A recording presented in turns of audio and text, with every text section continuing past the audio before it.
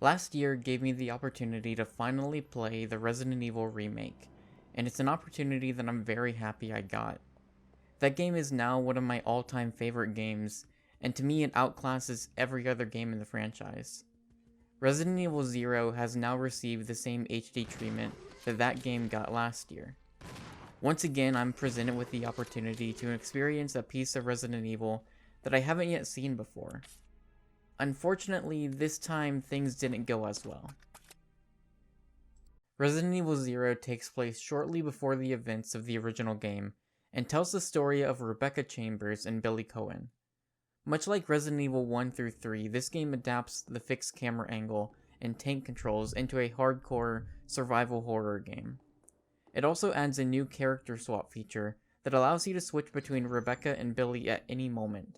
There are times where you'll need to split up to solve puzzles, and in other instances, it'll be wise to stick together in order to take on whatever threat might lurk around the corner. The AI-controlled character is usually smart enough not to run and do anything stupid, but the game does give you options to set AI behavior just in case. The character swap system is interesting, and allows for different types of puzzles than you normally not see in a traditional Resident Evil game. That said, the puzzles in this one are a bit more obtuse than usual, and thanks to a lack of an item box, can become very frustrating. And that's my biggest gripe with Resident Evil 0. It's the choice to leave out the item box. To me, this served a key role in creating tension and introducing an element of strategy into the early Resident Evil games. I loved how the save rooms represented not just a safe haven, but also a place where you could start planning ahead. I loved working out what items I could leave behind, and which ones I absolutely needed to take with me, no matter what. Better yet, the item boxes also worked like magical portals, where every item box held the same items. It doesn't make sense, but it doesn't have to. This method of item storage, in a game that has very limited carrying space, washed away any concerns I'd ever have about backtracking. In Resident Evil 0, that's gone. A number of weapons take up 2 of your 6 inventory slots, and your only item management option is to drop items on the ground. This leads to tedious backtracking and makes item management a hassle. For the first time in a Resident Evil game, I don't like the item management. That aside, the game itself is very much designed in the same vein as traditional Resident Evil. I absolutely love the art direction on display.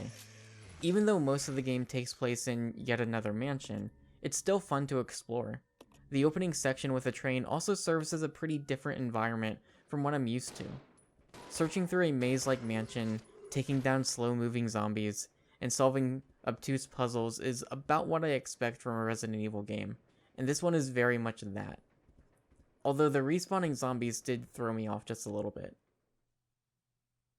The story in Resident Evil 0 is pretty bizarre, but it does at least open up some interesting tidbits of information regarding what is about to take place in and around Raccoon City.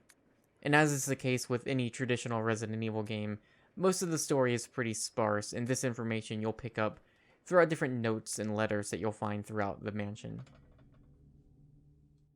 Resident Evil 0 HD is good, but I fear its lasting impression will be one of annoyance. For as interesting as the character swap mechanic is, I just can't get over how tedious the act of playing the game can be. The overabundance of backtracking makes this one Resident Evil game that I'm not looking forward to playing again.